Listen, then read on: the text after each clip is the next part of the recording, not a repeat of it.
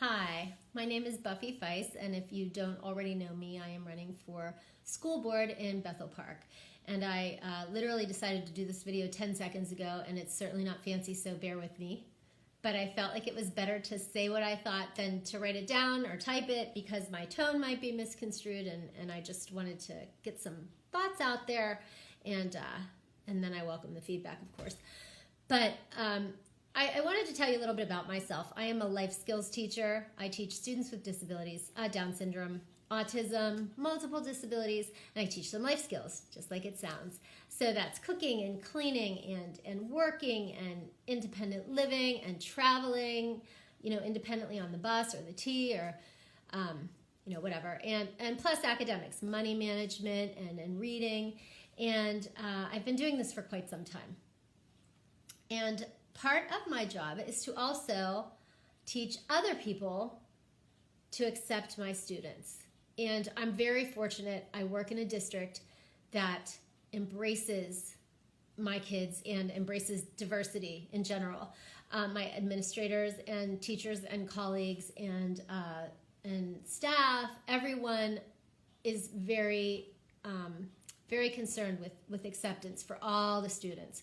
So that part has been easy in the school. We've had a lot of support. We are everywhere. My kids are in regular classes all day. They have buddies that they sit with at lunch. They go play sports after school. They are included. When they walk down the hall, they're, kids walk by, hey, hi, and it's just like anyone else. And it's awesome.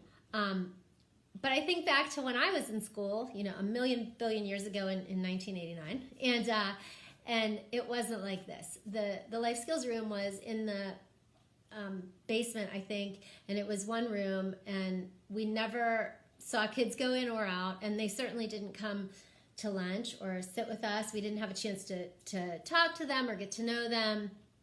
And I think that when I look back, that's really sad.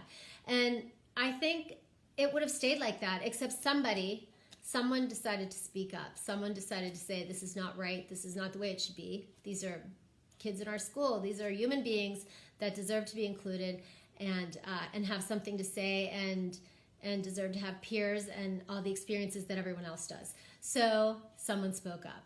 And from that, we have started to include these folks and our students. And now we have 30 years later, we have a beautiful community where we celebrate each other for our differences, and my students are able to do things that all the other kids are able to do and are included and are just like the rest of the kids in the school. And I think it's interesting that we've had some pushback in the community about diversity, equity, and inclusion, because special education is diversity, equity, and inclusion in the most simple form. And I think that it's a celebration that we can look at differences and say, this is great, like, let's get to know each other, let's still be friends, it doesn't matter. And all the wonderful things that my kids have done and that others have learned from my kids, like finding joy in small things and just being grateful and laughing together and all these other wonderful things would not have happened if someone didn't say, these kids need to be included.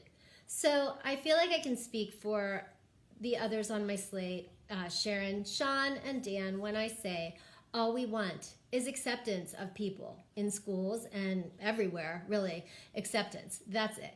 We have been hearing rumors that we want to teach a critical race theory or this 1619 agenda, and I have to be honest, I didn't even know what those things were. I had to ask the history teachers in my school and Google, because I didn't know what they were. We're talking about acceptance, not critical race, acceptance of everyone, equal acceptance. That's it. So no, we're not going to treat people different because of the color of their skin or their religion or their race or their nationality or their academic function. We're just not. And that's pretty much all it is. So if please, I am begging you, if you have any questions about this, if you disagree with this and you want to talk to us about it, please reach out. Our website is BP Planning for Progress. And our Facebook page is BP Planning for Progress, and we will call you. We will have conversations. We are happy to answer questions, but I am asking you to not look any further into this, because it's exactly that. It's acceptance of people who don't look just like us, and that's it. So I hope to hear from you. I certainly hope to see you at the polls.